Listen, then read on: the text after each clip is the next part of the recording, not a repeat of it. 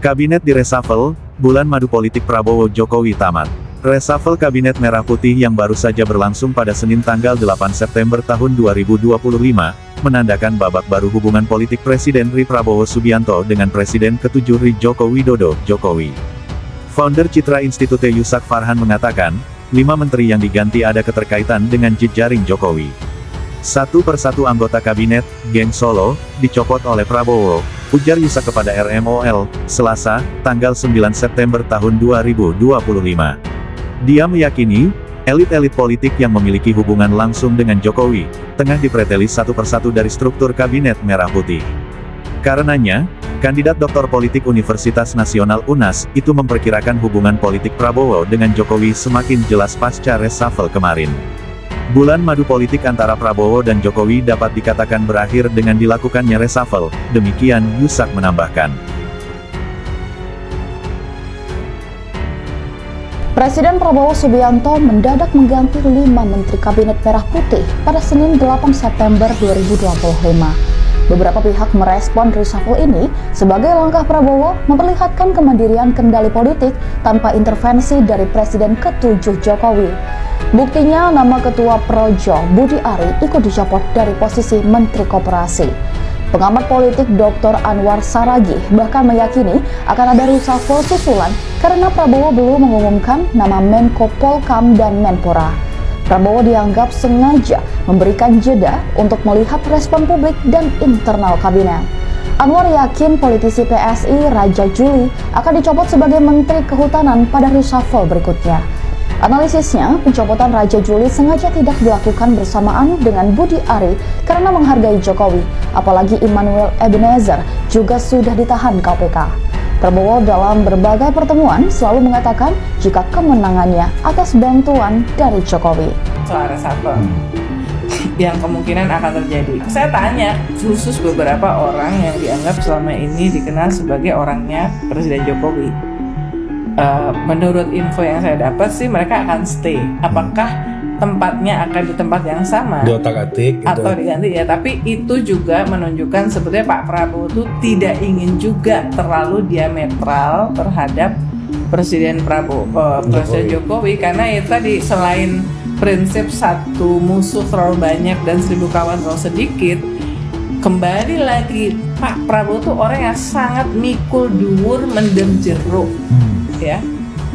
Saya ngelihat ya di level Tom Lembong dan Hasto saja dia sudah seperti itu, apalagi kepada orang yang dia akui secara publik itu berkontribusi signifikan membuat dia terpilih jadi presiden.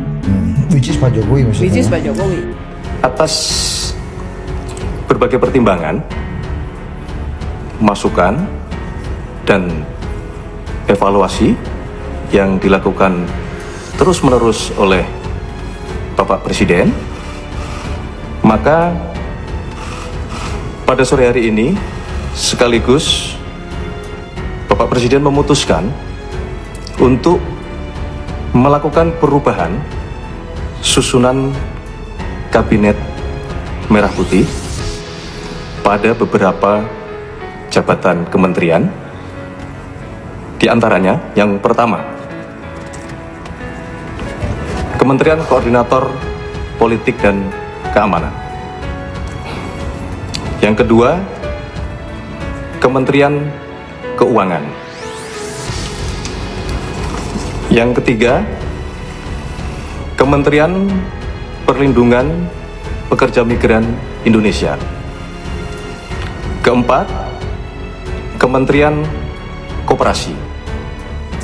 Dan kelima, Kementerian Pemuda dan Olahraga. Bung Rocky banyak sekali yang menjawab saya setelah Presiden melakukan reshuffle kabinet itu.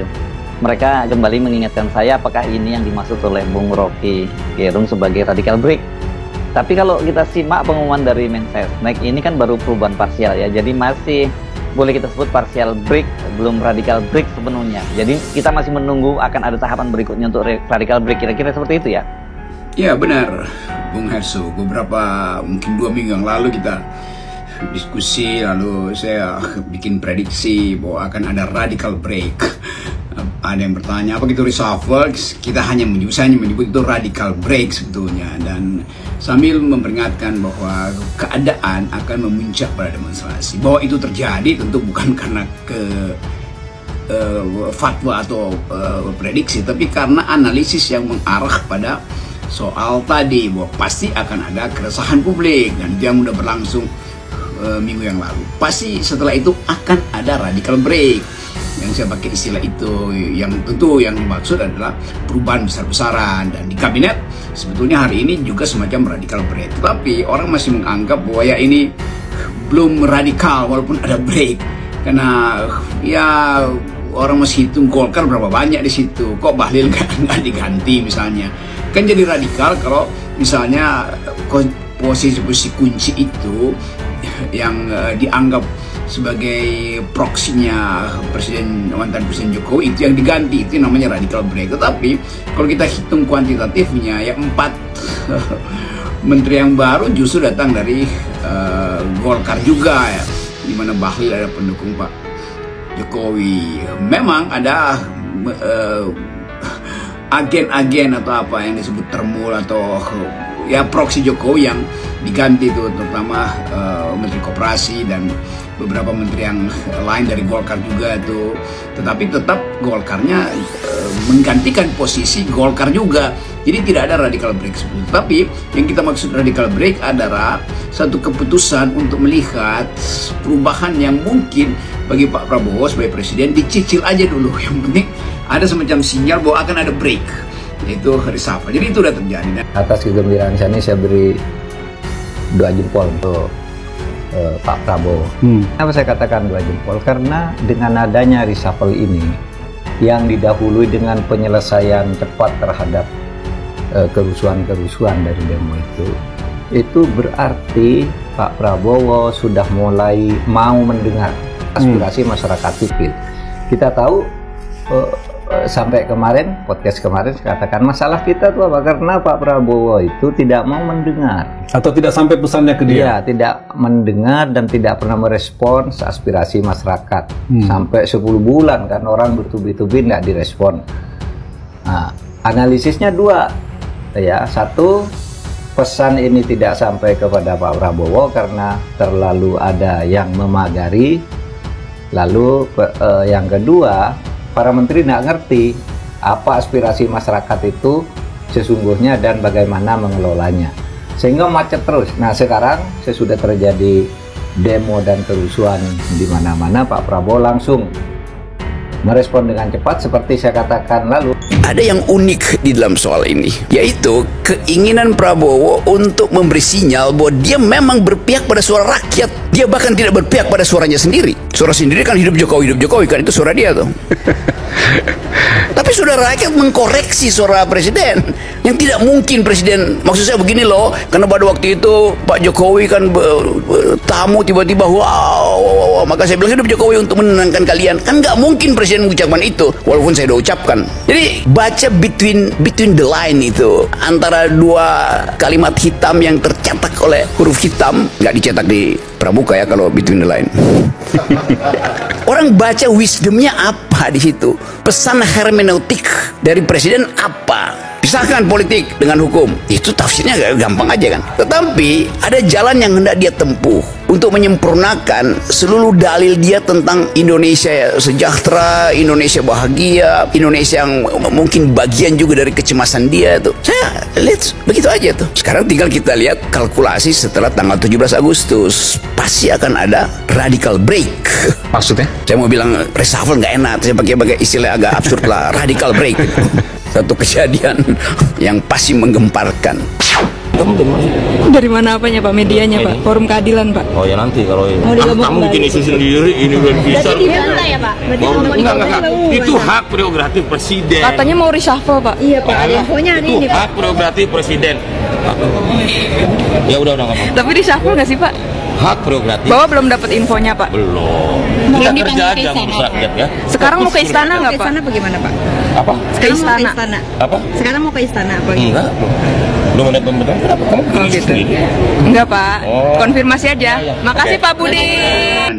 kita coba melihat, tentu masih ada wilayah abu-abu, misalnya Menteri Menko Polhukam masih dijabat secara ex officio oleh Menteri Pertahanan, artinya belum ada semacam mungkin negosiasi masih berlangsung, karena Pak BG juga punya proksi atau punya faksi yang cukup kuat di dalam konstelasi politik kita selama ini itu. Dan satu lagi Menteri Olahraga tuh yang mungkin dengan alasan tertentu masih dipertimbangkan apakah dari Golkar atau dari tempat yang lain kan. Jadi sebetulnya masih ada wilayah abu-abu, tetapi keputusan sudah dibuat dan kita mulai menghitung apa impactnya nanti pada stabilitas politik dan terutama pada kepercayaan publik tentang ekonomi Indonesia, karena Sri Mulyani yang dianggap sebagai barometer atau threshold dari kestabilan ekonomi Indonesia selama ini diganti akhirnya, dan penggantinya tentu paham tentang keuangan, tapi kita masih harus periksa apakah Pak Purbaya ini dalam kapasitas sebagai teknokrat atau ada semacam tukar tambah politik. Kira-kira itu motif yang masih harus kita lihat ke depan. Menhan, Menteri Dalam Negeri, Menteri Luar Negeri harus circle-nya Prabowo. Berarti yang bakal kena gergaji berikutnya abang tadi sebut Tito. Ya. Listio Sigit Prabowo. Oktober sudah pasti kena reshuffle, harus diganti. Listio Sigit itu tidak bisa lagi mengendalikan anak buahnya, sehingga terjadi kasus-kasus kerusuhan ini. Budi Gunawan backgroundnya memang bukan intelijen.